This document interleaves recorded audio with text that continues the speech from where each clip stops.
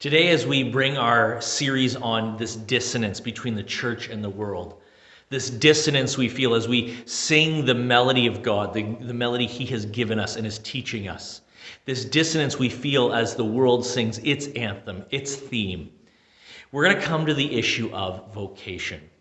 And if you're in high school, you're probably hearing from some of your counselors and some of your teachers this need to decide the direction of your life, because you're going to be investing time and energy into becoming a professional or to pursuing some career or goals. What will you become? What will you devote yourself to? For many of us who have been adults for years, sometimes there's a shift in our vocations. Sometimes a career that we've invested in doesn't work out, or we come to a dead end, or we, for some reason, lose a job, or we have to redirect, or maybe because of forces beyond our control, what we once did can no longer provide for us the living we need to make it by and to provide for our families. So there's a change in career. This question of vocation, no matter who you are, is going to come up. How will you live your life? What is the purpose? What is the direction? How will you become part of a broader community? God is calling us to something meaningful. God is calling us, no matter who we are or where we find ourselves, to something meaningful. And I want to read in 1 Corinthians chapter 7, verses 17 to 24. And we're going to hear that when God takes hold of us, He has already been writing a story for us. And He will continue to write a story through our lifetimes. And that story God has written from our birth, throughout our years, and even into our death and resurrection in Christ. That story is going to become the theme, the overture to the theme we now sing in eternity, God's grace to us. And so understanding that God has a purpose and a plan, and where you are now, listen to me very carefully, where you are right now is part of God's plan for you. Let me read for you 1 Corinthians chapter 7, verses 17 to 24. Hear the word of the Lord. Nevertheless, each one of you should remain in the place in life that the Lord assigned to him and to which God has called him. This is the rule I lay down in all the churches. Was a man already circumcised when he was called? He should not become uncircumcised. Was a man uncircumcised when he was called? He should not become circumcised. Circumcision is nothing, and uncircumcision is nothing. Keeping God's commands is what counts. Each one should remain in the situation in which he was when God called him. Were you a slave when you were called? Don't let it trouble you. Although if you can gain your freedom, do so. For he who was a slave when he was called by the Lord is the Lord's freed man. Similarly, he who was a free man when he was called is Christ's slave. You were bought with a price. Do not become slaves of men. Brothers, each man is responsible to God and should remain in the situation God called him to. We thank God for His word to us. Did you hear what Paul is saying there? And I think it's important we hear carefully, because Paul is not calling us to apathy or passivity in this passage. What he's saying is that there is a purpose and a plan for you. God has a purpose and a plan for you. Where you stand right now matters. Where you have been in the past matters. And where you are headed in the future matters. And God has a plan for your life. It has to begin with the call of God. You heard Paul say, each one should remain in the place in life that the Lord assigned to him and to which God has called him. God is calling to us. And the lost, He is calling to you too. If you don't believe in Jesus, that doesn't mean Jesus doesn't have a purpose or a plan for your life. Jesus, expressing the will of God, says, I long to gather you. And He uses this tender language of a mother hen gathering her chicks. But you are not willing, Jesus said. There is a purpose for every life. And in some lives, that purpose will be to demonstrate the justice of God. C.S. Lewis said that the gates of hell, they're locked from the inside. God says to everyone, if you will not have my will done, We will have your will done. You will live without me. You will die apart from me. God's purposes are made clear as we live our lives, as he calls us. So the question is, what is God calling you to? Well, where you are right now is a clue to that. Let's look at the first illustration Paul gives. Paul says, if you are circumcised, don't seek to be uncircumcised. If you weren't circumcised, it's not necessary that you undergo that circumcision, that ritual. And Paul says here, circumcision is nothing. That's clearly a hyperbole. That's an overstatement because it did matter. It was precious to the people of God. This was a sign that they were God's people, that they were under covenant. They belonged to him. That was precious to them. Paul's not saying it doesn't mean anything. What he's saying is that physical reality, that ritual that many underwent as a sign that they were covenant people, it is not ultimate. In fact, he'll go on to say later in his letters that there is a circumcision, there is a cleansing and a cutting, there is a circumcision of the heart. And that's what really matters. Keeping God's commands is what counts. The first illustration Paul gives about God's providence for us, the fact that he is writing a story even before we come to him. The first illustration he gives is ceremonial. It has to do with religious rites. And he points to the fact that obedience to God's commands, that's what matters. Next, he moves on and he talks about those who are slaves. This is a social situation. Slavery needs to be understood within its context, its historical context for this passage. There is a particular social situation. There is a situation that these people find themselves in, which is built into the social structure of their day. And I am so grateful I live in a country at a time where the ownership of human beings has been outlawed. That the abolition of slavery is a real thing in my day. And yet, the ugliness of the fact that people are still trafficked in this day, it should cause us to have outrage. We should be outraged that people are bought and sold. And we should work within this world to get rid of that evil. But that's not the evil that Paul's talking about in this passage. Or what Paul's talking about in this passage is not the evil of owning, buying, and selling human beings. That just the ugliness of it. That's not what he's talking about. He's talking about a particular social situation. And Paul says, listen, when God calls you, if you're in this place, you're there by his providence. And your salvation does not depend on changing that situation. In fact, Paul says, if you're a slave, remember that because Christ has set you free, you are free indeed. You are a child. You're no longer a slave in God's eyes. You're a child of the King. And on the other hand, if you live as a free man socially in the cultural context you find yourself, if you live as a free person, remember that you are a slave to Christ. He is the King. All of this world, as the creator, it is his by right. Your soul is his by right. You have an obligation. Paul says you are responsible to him. And so your cultural context, your social situation, you are there by God's grace, and he is calling you to do or to be faithful wherever you find yourself. Now again, notice, he is not calling us to apathy. He is not calling us to passivity. Verse 21, were you a slave when you were called? Don't let it trouble you. Although if you can gain your freedom, do so. You see, because the story is not a static reality. It's not a stasis field. Wherever we are, we come to the Lord. That's where we stay. No. The point is that our identity, who we are, is found in God, not in what we do here.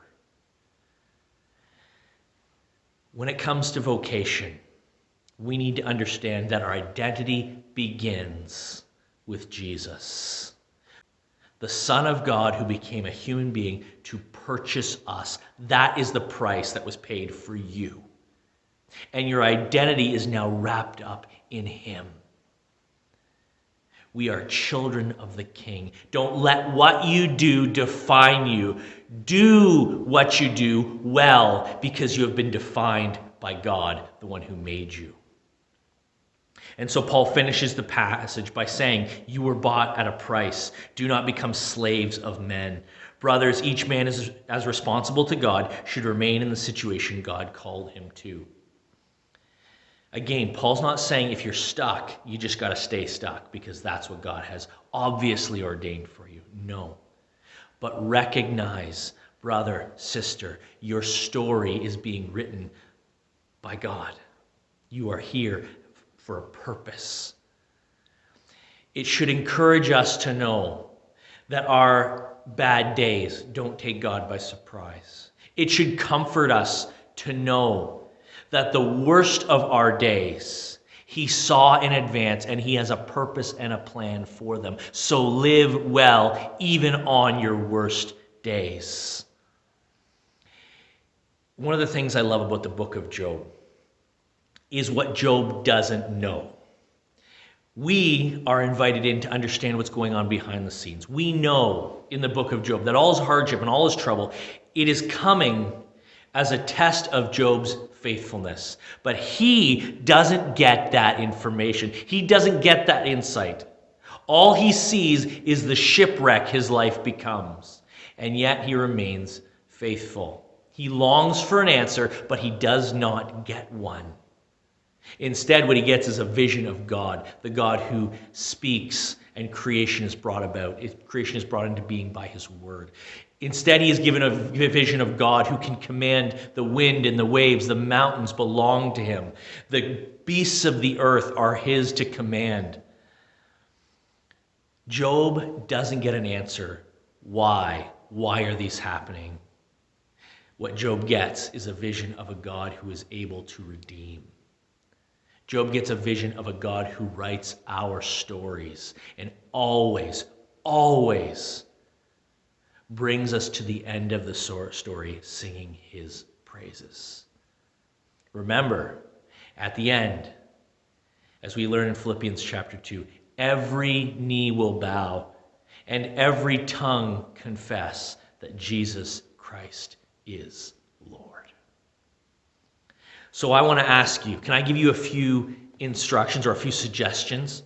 I want to ask you to, in turn, ask yourself these questions. When you consider vocation, what am I doing with my life? Where is it going? How can I be faithful?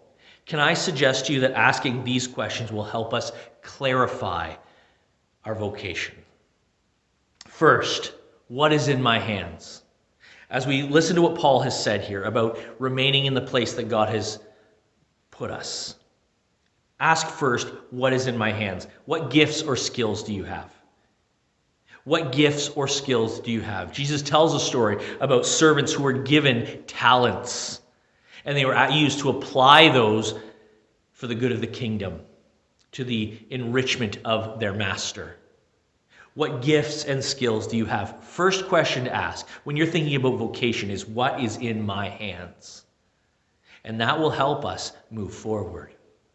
And if you can't answer that question, how about asking people you trust? One of the most precious things I have found throughout both my failures and my successes is having people around me who are able to encourage me in the directions that I ought to go, who see in me things I miss in myself, whether positive or negative.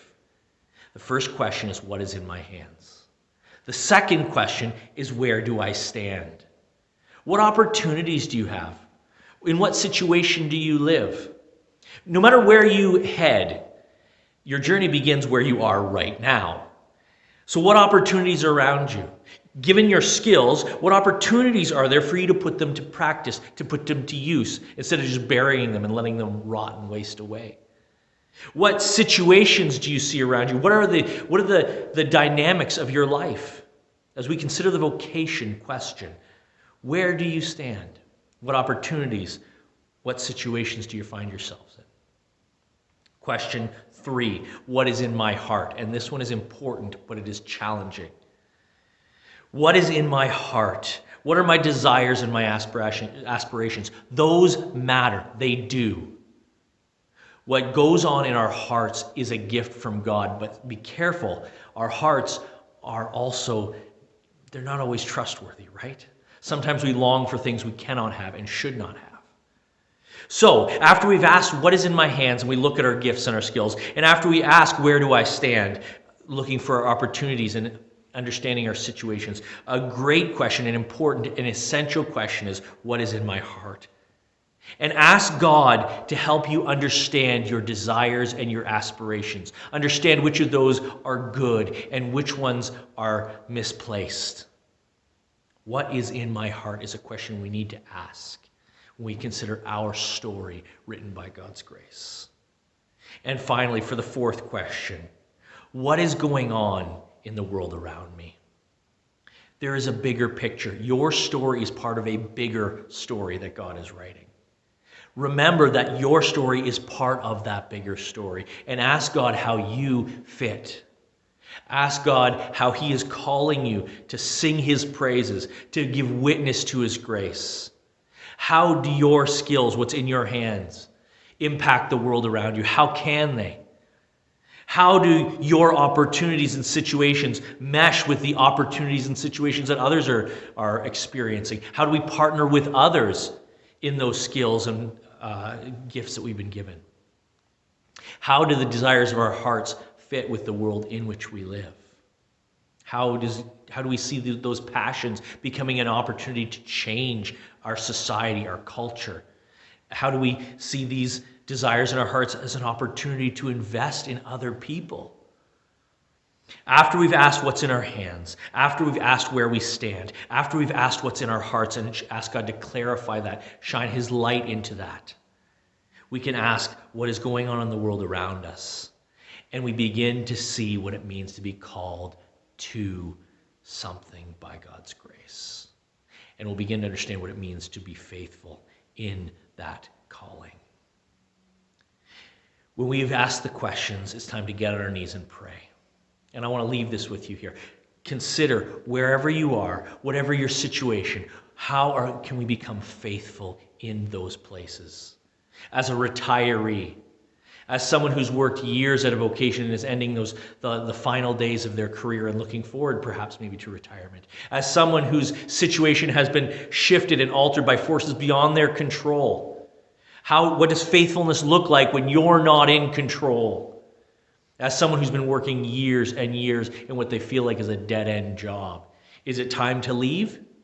Or is it time to remain and continue and work hard, knowing that whatever lies ahead, God is in control of that? Is it time for you as a young person to ask God to give you direction and wisdom to know what steps to take, what opportunities you should avoid moving into? Whatever it is, I want to urge you to ask God, in light of these things, in light of what's in your hands, in light of where you stand, in light of what's in your heart, and in light of what's going on in the world, ask God to show you what it means to keep His commands, as Paul instructs here. Ask Him to remind you that on the one hand, you are responsible to God because you've been bought with a price. But on the other, to remind you that you are free, because those who the Son sets free, they are free indeed. Whoever you are, wherever you are, God has a plan for you.